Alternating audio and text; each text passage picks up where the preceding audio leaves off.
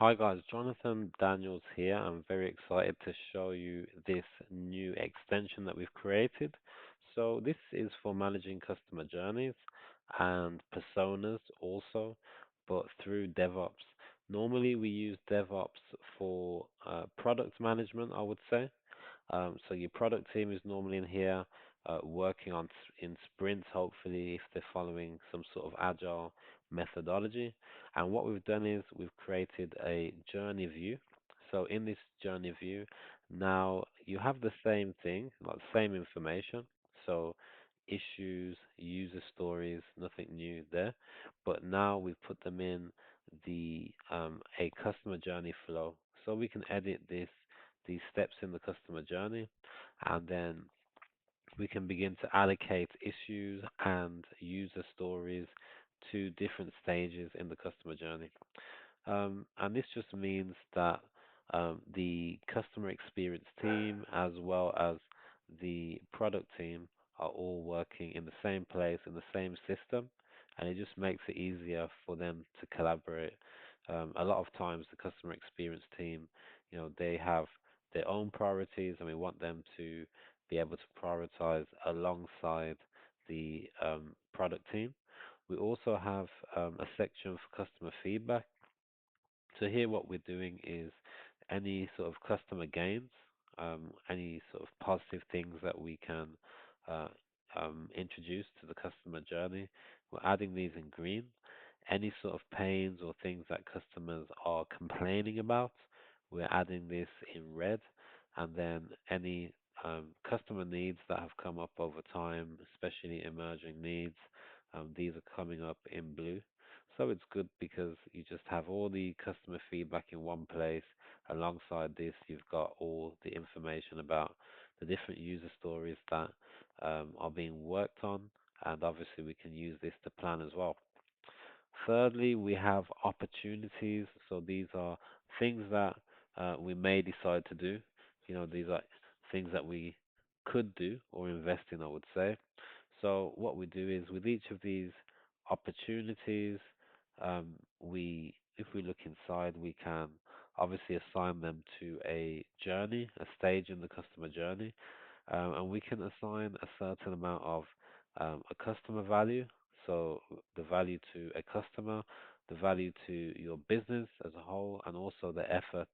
And based on this, it calculates, and then it gives you um, a must-have, could have, should have, or maybe low priority rating.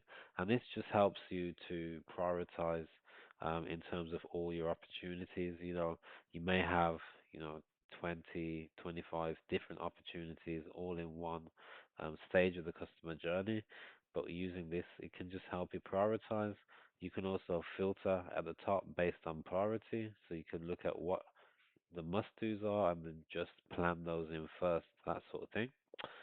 The other thing that we want to show you is the opportunity graph. So with this here, first of all, we have effort on the x-axis, value on the y-axis.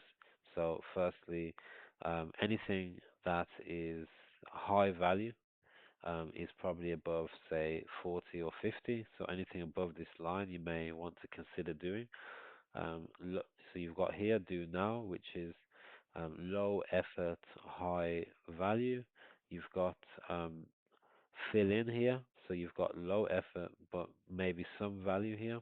So just small bits of work that you can just fill people's time with. Um, you've got high effort and low value, so we want to avoid those. And then finally, we have high effort, but then high value. These would form projects, so probably need a bit of planning, etc. We also have another graph which just shows the customer value and the business value. So obviously low customer and business value, we'd avoid these on the bottom left. High customer value but low business value, these would be things to invest in to also increase customer goodwill. We have high business value but low customer value. These are more strategic initiatives that we consider. And then definitely high business value, high customer value. These are on the sweet spot. Also, the size of the bubble indicates the amount of effort required. So anything small, these are things that require less effort, small amount of work. So we should obviously pick up anything that's small and in this box first. Okay, thank you very much. The other thing that we want to specify is that we do have personas. So you can add personas here, and we can just filter by persona. We can also look at what is planned in, so what's planned in a certain sprint, or what isn't currently in a sprint here.